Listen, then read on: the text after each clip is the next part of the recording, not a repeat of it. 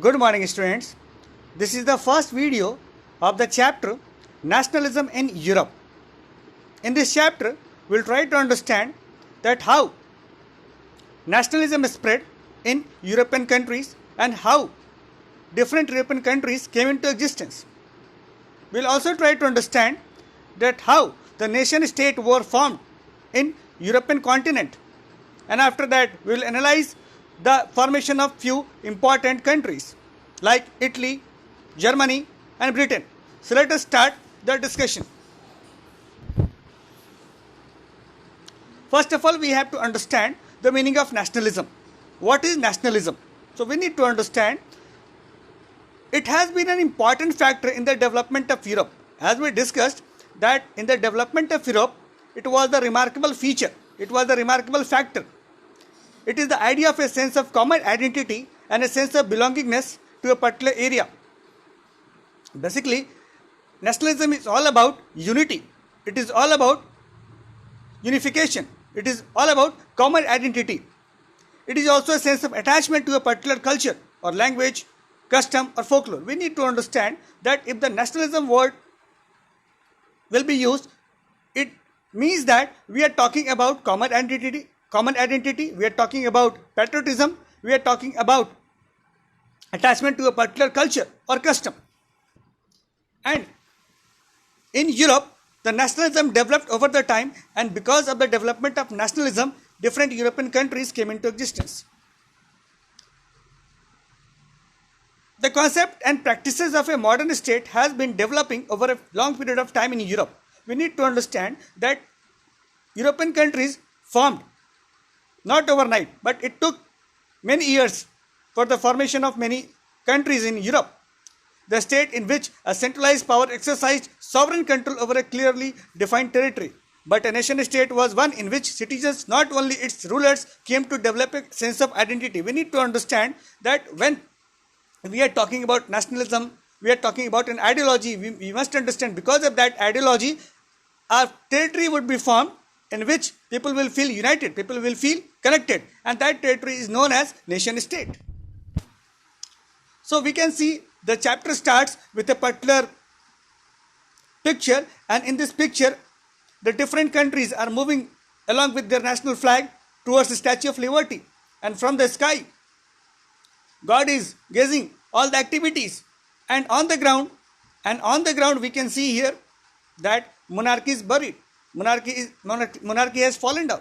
So we need to understand, we have to understand in this figure that basically the revolution started in the Europe, and what was the objective of revolution? To remove the monarchy, because at the time all over the Europe monarchs were there. The first effort to end monarchy started with the French Revolution. The French Revolution and the idea of nation. So we need to understand the French Revolution was the front runner in Europe. French Revolution started in 1789. We have to understand the revolution took place in 1789, and thereafter it was a full-fledged. It turned into a different nation.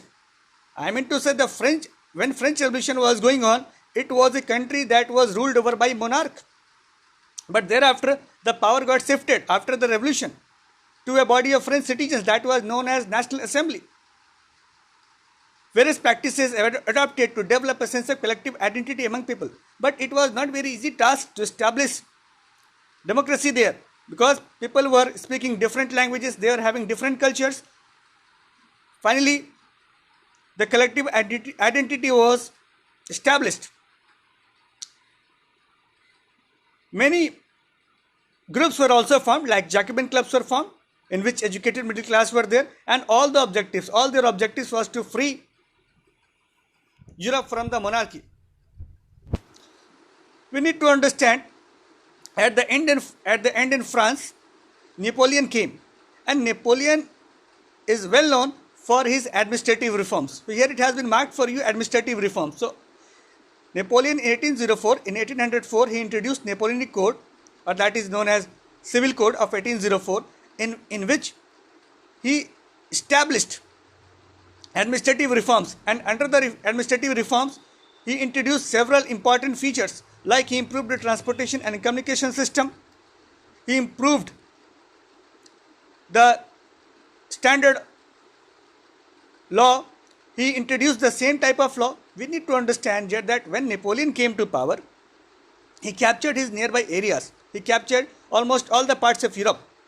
But it was a very difficult task to manage all the parts of Europe with different rules, because different parts of Europe were having different rules, different parts of Europe were having different currency, different weight and measures. So it was very difficult. So that is why finally Napoleon decided to go with one type of rule, one type of uniform, or you can say uniform law, one type of weight and measures, and one type of currency. And in order to make this easier, transportation and communication system was improved so that he could rule each and every part of Europe very easily. After that, he introduced right to equality also. So we need to understand that he was the last monarch in the history of French Revolution. After French Revolution took place, he came ultimately to power, and after his removal, again we will find that the monarchy was re-established. Although he tried to establish monarchy, actually he was not a complete monarch. He was a military dictator who came to power. But after his removal or after his defeat, we will find more that how the conservatism was established in Europe. Now we need to understand that basically French armies began to carry the idea of nationalism abroad. So it was not that the Napoleon tried to unify people of France, but the Napoleon soldiers also tried to unify the different parts of Europe. Although Napoleon destroyed democracy, but whatever he introduced, that was quite superior than other forms of government. Even he was a dictator, military dictator. Whatever he introduced, that is quite remarkable in the world history. Now let us discuss about the nature of society, nature of European society of that time. Basically, the European society consisted of upper class and lower class, and over the time, one more class emerged in the society, that was known as middle class. So what was the feature of upper class? The landed aristocracy were the dominant group in the country. The dominant group were the aristocrat class or the upper class. They were very less in population, but they were controlling all the activities. They had rights like voting rights. They owned large country estates and townhouses connected by marriage ties, and most of them spoke French. So basically we need to understand that upper class was getting all the advantages. They were getting all the privileges. They were getting voting rights. They were getting all their rights to possess property, as well as they were speaking French language. Now after that, lower class was also there. The peasants were mainly there inside the lower class, and they were very high in population. Low class people were not dominating. Majority of them were peasants. They were working. They were the workers class. Most of them were landless. They were farmers. They had no right. So European society was completely unequally divided. It was not the just society. It was completely unjust society in which the power, the privileges were given to the upper class, where lower class were suffering. Now after that, industrialization began in England in the second half of the 18th century, but in France and parts of German states it occurred only during the 19th century. And in its wake, a new social groups emerged, that was the working class population, and it was also known as middle class. So over the time, because of the industrial revolution, middle class developed in Europe, which consisted of industrialists, businessmen, professionals, and it was educated middle class, and that is why they demanded the abolition of aristocracy or monarchy from the country. Now the question is how the middle class got power, because only two classes were there. The lower class was there and upper class were there. But over the time, when from the lower class, many people got education and they became middle class. And when they became middle class, they started getting the inspiration from the very unique concept or very noble concept that was known as liberal nationalism. So what is the meaning of liberal nationalism? Basically, the meaning of liberalism is to get freedom. Liberalism stood for freedom for the individual and equality of all before the law. So it asks for equality of all before the law, and it emphasized the concept of government by consent. It means that liberal nationalism demands that in a country, there should be equality for all. There should be no different classes of people. It emphasized that government should be formed through the consent, through the voting system, and constitution should be formed. So all these were demand of liberal nationalism, and after getting inspiration from the liberal concept of liberal nationalism, the middle classes also demanded in the same way from the monarchy. Now we need to understand that while we are talking about liberalism, the economic aspect of liberalism was also there. So far we discussed the political aspect. One economic aspect was also there. As we discussed that different countries were there and trade was going on in between those countries. It was very difficult because different countries were having different type of practices, different type of trade practices, different type of currency, different type of weight and measures. So it was very difficult for a trader to trade in different parts of Europe. Finally, in 1834, a custom union was known as Zollverein was formed on the initiative of Prussia, and after that it was joined by many German states also. And here the tariff barriers were abolished, and finally the currency was also reduced from 30 to 2, and railway system between the countries improved. So this is how finally we have to understand that with the introduction of Zollverein, the blockade that was there between the countries, it was removed. It allowed the unhindered movement of goods, people and capital by the middle class. So we need to understand that organization was a part of liberal nationalism. So economic freedom was asked, and finally economic freedom was granted in the form of a custom union that was known as Zollverein. Now we need to understand a very remarkable event in the world history, that was Napoleon got defeated. In 1815, Napoleon got defeated in the Battle of Waterloo. It was the decisive battle in which finally Napoleon got defeated, and after his defeat, all his kingdoms got scattered. Before that, through the Napoleonic War, Napoleon assembled all the different kingdoms, all the different parts of Europe under his control. But after his defeat, after he got defeated, all the kings became very happy, because they thought that now we will get chance to get back our kingdoms, because already the kingdoms were snatched by the Napoleon. Now in 1851, England, Russia, Austria, Prussia signed the Treaty of Vienna, undoing the changes made by Napoleon. So whatever changes were introduced by Napoleon, it was just reversed. States were set up on boundaries of France to prevent future expansion. It was decided that now France will not be able to expand its boundary, because Napoleon was the king of France, he was the dictator of France. So it was decided that France should not get any chance to further expand its territory. And it was also decided to restore monarchies in all different parts of Europe. You can see here the treaty was signed, and basically it was signed in such a way so that the map of Europe can be redrawn. Now, what was the remarkable features of Treaty of Vienna? We need to understand the Treaty of Vienna was organized by King of Vienna. His name was Duke Metternich, and he hosted the Vienna Congress. Congress means meeting. And in that particular meeting, certain important decisions took place. First of all, Bourbon dynasty restored to power in France, as France was ruled over by Louis XVI, and after that we came to know that Napoleon ruled, and finally when Napoleon got defeated, his next successor Louis XVIII came to power. Louis XVIII came to power. So now France was under the control of, it was given to the Louis XVIII. After that, states were set up on the boundaries of France so that it could not further expand, like Netherlands with Belgium in the north and Genoa and Piedmont in the south. So basically the France was packed from all the sides. Austria was given control on northern part of Italy. Italy was also divided among different countries, and Poland was also divided among different countries, like it is written here that some part of Poland was given to Russia. Prussia was also given part of the western frontiers of parts of Saxony, and 39 states of Germany were left untouched. We need to understand here that in the decision or in the treaty that took place, whatever Napoleon did, all things were reversed except one thing, that was 39 states of Germany. Basically, Germany was fragmented into many pieces. So when Napoleon came to power, he assembled all the different pieces into finally 39 pieces. So all the 39 pieces remained untouched. And after that, conservative order was established. It was established, and finally we all know that all the things that was changed by Napoleon, it was reversed. Basically, conservatives or the monarchy was established.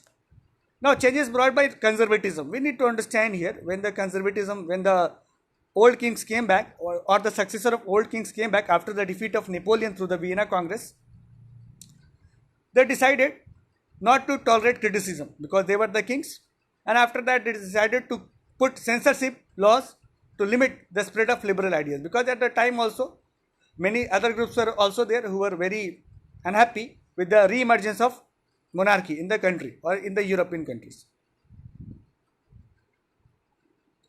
Now, one such group who was very unhappy with the coming back of monarchs in the country, it was revolutionary. They were known as revolutionary.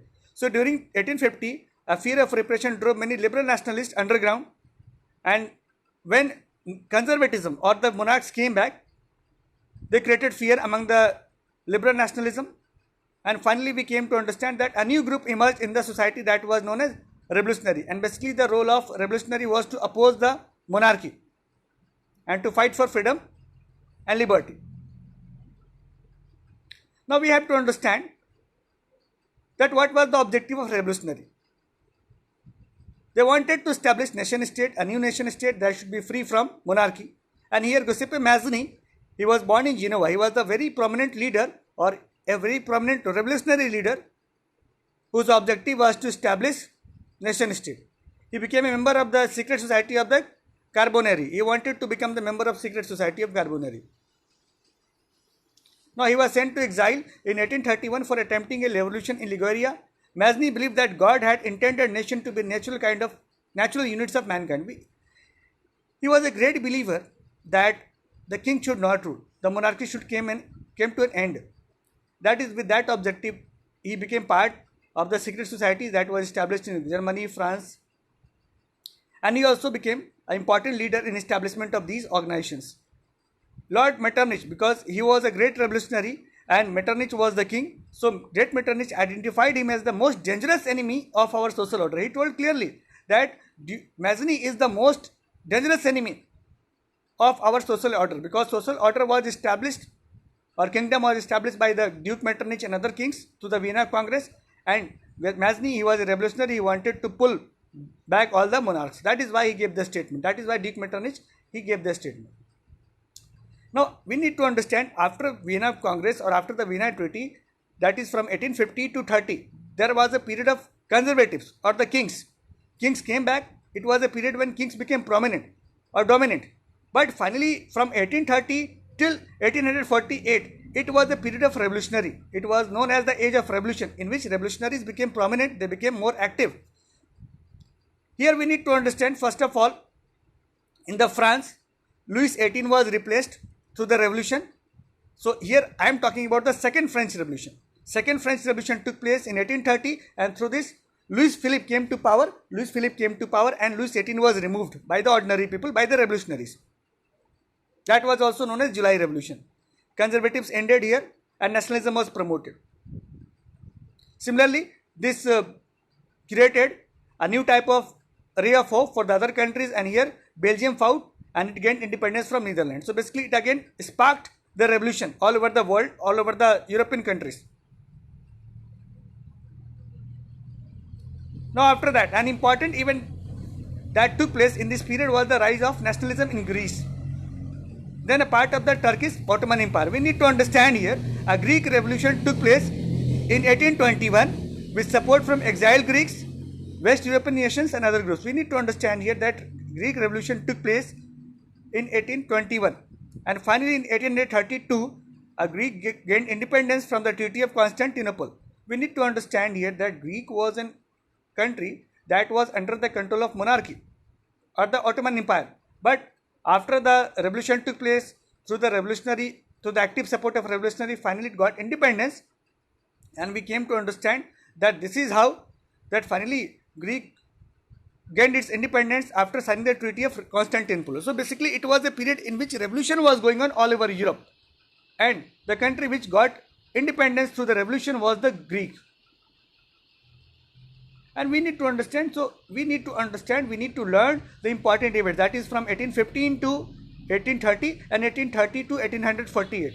So 1815 was a remarkable event because in 1815 Napoleon got defeated, and from 1815 to 38 it was a period of conservatism or the old kings, and after 1830 to 1848 it was the period of revolutionary in which they became dominant, and all over the Europe revolution started, and this created a new ray of hope for revolutionary, and this is how a new nation was created all over the Europe. So this is all about in this video. Thank you so much for your presence. Thank you so much.